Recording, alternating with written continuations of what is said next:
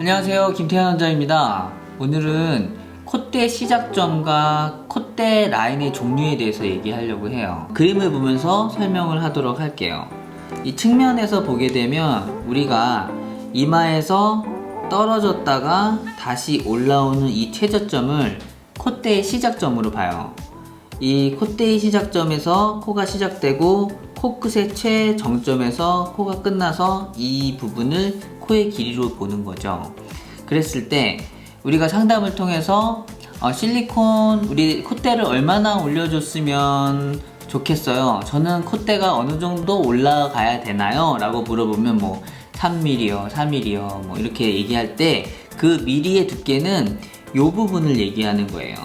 이 중간부나 아랫부분은 아래쪽 골격, 콧등 연골이나 이런 부분의 모양에 의해서 두께가 다 달라지기 때문에, 그리고 수술자가 실리콘의 모양을 어떻게 만드느냐에 따라서 달라지기 때문에 이 아래쪽의 두께는 의미가 없고, 이 위쪽에 있는 두께의 부분을 실리콘을 몇 미리로 가져갈 거냐에 대해서 얘기할 때 저는 몇 미리 실리콘을 사용했어요 라고 얘기하는 부분이 바로 이 부분이에요. 그랬을 때 이 콧대에 시작하는 점은 외국 서적의 텍스트상으로는 쌍꺼풀, 외꺼풀 라인 정도에서 시작을 한다라고 되어 있어요. 이런 거는 사실 서양인의 어떤 골격적인 구조에 맞는 부분이죠. 하지만 동양인은 그렇게 할 경우 상당히 진한 느낌이나 어색한 느낌이 될 수 있어요. 그리고 피부가 낮은 사람은 그렇게 올려두게 되면 시간이 지나면서 측면선에서 실리콘이 피부에 투영되면서 벌겋게 느껴진다거나 라인이 도드라진다거나 할 수 있죠. 그렇기 때문에 이 피부를 너무 타이트하게 가져가는 식으로 높게 가져가는 거는 장기적인 관점에서 불리할 수 있어요.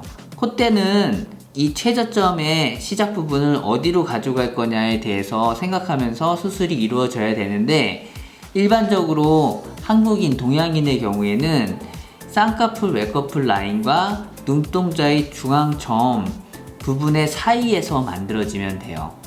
좀 더 자연스럽게 원하는 경우에는 좀 더 아래쪽에서도 시작할 수는 있어요. 그래서 환자분이 좋아하는 사진이나 좋아하는 연예인들의 사진들, 아니면 인스타그램에서 자기가 봐왔던 사진들을 가져와서 같이 얘기하는 거죠.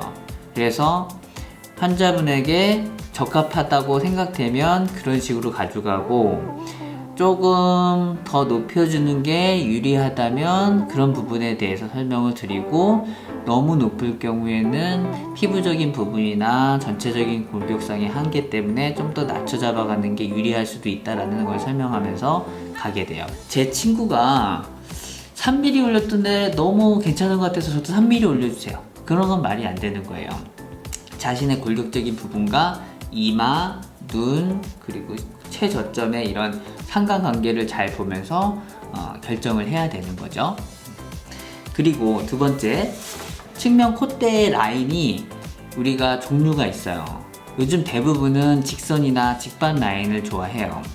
예전에는 버선코나 반버선 이런 느낌을 선호했어요. 그런데 이 반버선이나 버선코는 약간 입체감이 떨어지고 측면선에서 버선 쪽으로 가게 되면 너무 인위적인 느낌이 생길 수 있기 때문에 그런 부분에서 요즘에는 그렇게 선호하지 않아요.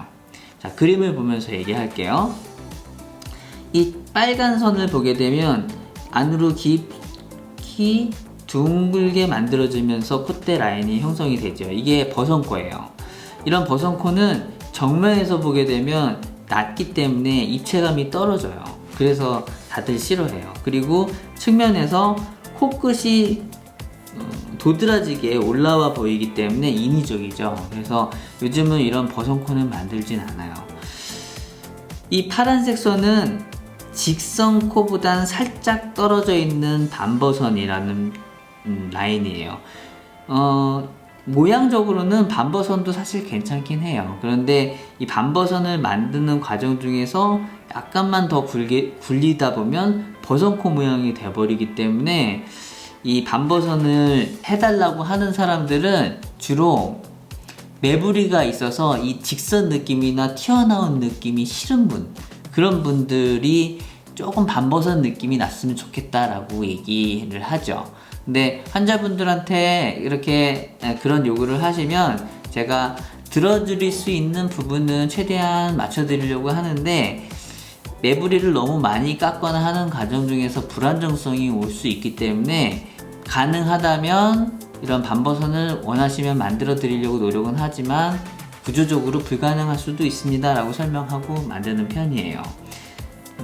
그리고 일반적으로 요즘 분들은 직선을 좋아해요. 직선하면 너무 남성스러운 코가 아니냐 라고 생각하는 분들도 있는데, 남자의 직선코는 미간부가 높은 직선코를 얘기하는 거고, 여자의 직선코는 코끝이 높이감이 있는 직선코를 얘기하는 거예요. 그래서 직선코면 너무 남성스럽지 않냐, 코끝만 잘 살아있게 되면 여성스러워요. 뭐 예전부터 코 예쁘다고 하는 분들, 신세경, 오연서, 송혜교 뭐 이런 분들의 사진을 보게 되면 측면 라인에서 대부분 거의 직선 느낌에 가까워요. 그런데 왜 여성스럽냐? 코끝이 잘 살아있기 때문에 그런 거예요. 그래서 코 성형을 할 때는 콧대를 너무 많이 올려서 하는 것보다는 사실 전체적인 높이감을 끌고 가면서 코끝 라인이 잘 살아있게 만들려고 노력을 하는 편이고, 그래야지 좀 더 여성스러운 느낌이 날 수 있어요. 그리고 직선 코와 우리가 직반 코에 대해서 차이를 헷갈려 하시는 분이 있어요. 직선 코, 직반 코 모두 콧등은 다 직선이에요. 그런데 코끝에서 좀 더 살아있는 느낌이 되는 게 직반이에요. 이 직반은 좀 더 여성스러운 느낌이 나고, 그리고 우리가 수술적으로 코끝을 살려놨었을 때 시간이 지나고 1년, 2년, 3년 이렇게 지나면서 코끝에 계속적인 표정을 짓고 말하면서 압력을 받게 되면서 코끝이 살짝 처질 가능성은 존재해요. 그랬을 때 코끝이 살아나 있는 상태에서 약간 떨어지더라도 거의 직선 느낌이거든요.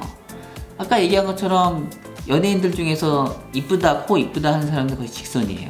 그래서 큰 문제, 모양적인 문제가 없어요. 그런데 너무 초반에, 수술 초반에 직선을 만들려고 딱 만들어 버리면 세월이 지나면서 코끝이 처질 경우 처진 코끝이 돼버리게 되거든요. 그럴 경우에는 모양적으로 불리할 수 있어요. 그래서 직선도 이쁘고 직반도 이쁘긴 한데, 저는 가능한 한 수술적으로 모양을 만들 때는 직반 정도의 라인을 만들어서 여성스러운 느낌을 가져가고, 시간이 지나서 잘 버텨서 그 모양을 유지하면 좋고, 만약에 조금이라도 처지더라도 직선 느낌이 나면서 코끝이 살아있기 때문에 모양적으로 불리할 게 없다 라고 설명을 해요. 그래서 저는 주로 환자분들한테 직선보다는 직반 정도의 라인을 만들어 드리려고 하고 그런 모양을 추천해 드려요. 그래요. 오늘은 콧대의 시작점이랑 측면에서의 콧대 라인의 종류에 대해서 설명했어요. 시청하시면서 궁금한 점 있으시면 댓글 남겨주시면 제가 답변 드리도록 하겠습니다. 지금까지 김태현 원장이었습니다.